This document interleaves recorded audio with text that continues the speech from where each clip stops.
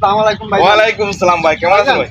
দেখেন এই যে আমাদের পবিত্রতা রমজান মাস এসে হয়তো ভাই, দেখেন আমরা বাজারে গেলে কলার দাম বেড়ে যায়, হ্যাঁ, শসার দাম বেড়ে যায়, এই আপনার লেবুর দাম বেড়ে যায়। 10 টাকার লেবু এখন ভাই 80 টাকা আলি। আচ্ছা এটা কি সঠিক ভাই বলেন তো? ভাই হ্যাঁ, এটা এই একটা সুন্দর একটা প্রশ্ন করছেন ভাই। এটা আপনি যাদের কাছে বলছেন, যাদের কাছে দায়ী করছেন, আসলে তারা দায়ী না, দায়ী হচ্ছে আমরা সাধারণ জনগণ। আমাদের দরকার 1 কেজি, আমরা কেন 5 কেজি নেব? আমাদের দরকার 1 হালি লেবু, আমরা কেন 5 হালি লেবু নেব?